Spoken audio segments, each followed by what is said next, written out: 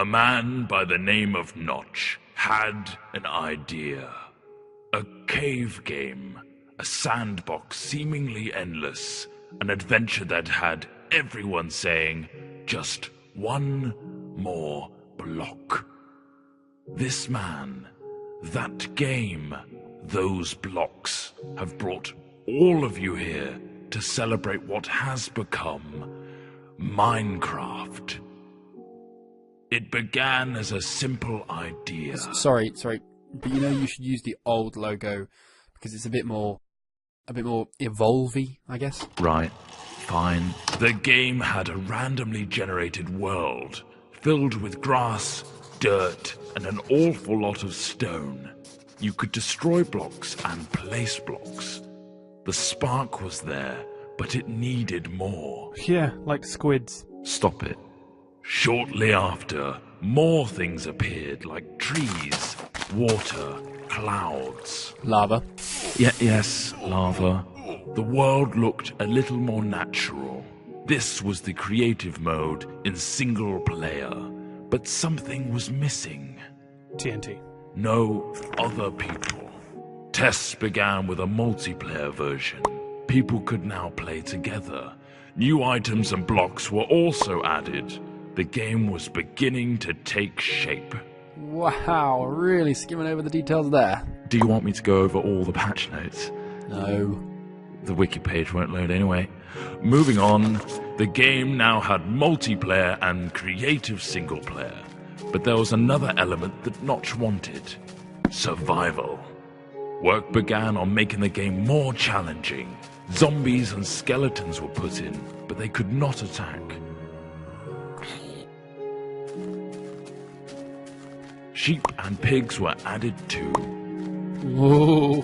Notch also fluffed the coding of the pig and it turned into a creeper.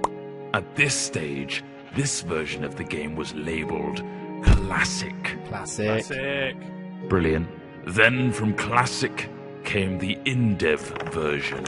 What on earth does that mean? No idea, not important. Dynamic lighting was put in, a new sound engine, and more importantly, crafting was introduced. Then came InfDev. Sorry, what? InfDev introduced a big feature to the world, infinite terrain. No longer was the player constrained to a square world, but now it stretched endlessly.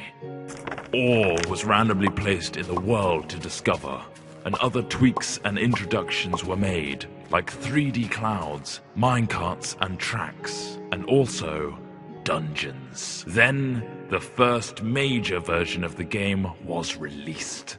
Not like released, but just available? Yeah, pretty much.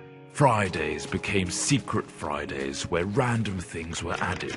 The first being redstone, which allowed complex circuitry to be created. What, like that thing? No, that's ridiculous. Snow worlds were added, so were boats and cows, along with a whole host of new items. Oh, and slimes. Oh, those bloody hopping things. Then, in Alpha, the survival mode was brought to multiplayer for the first time. This allowed for players to battle monsters and survive the night together. Or just go around gathering creepers and then have them explode on your mate's house? The next big patch came on Halloween of 2010 and introduced the Nether. This threatening place was full of zombie pigmen and the eerie cries of the ghast. Not to mention a considerable amount of lava.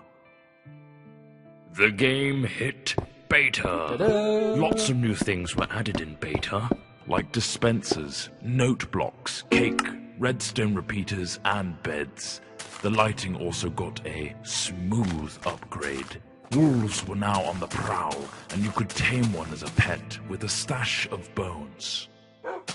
Weather was introduced, including snow, lightning storms, and rain.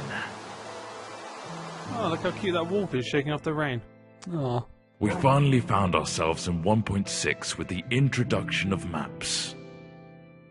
A new way to navigate the endless blocks of Minecraft here. things got pushy in 1.7 with pistons, leading to some clever contraptions. 1.8 gave vastly improved combat mechanics, allowing the player to sprint, draw back their bow, and land critical hits on their enemies. A new terrain generator was added, along with quirky NPC villages and mighty strongholds. And now comes the end. A true challenge awaits you in this unforgiving realm. But that is something you'll have to discover for yourself. The next page is yours.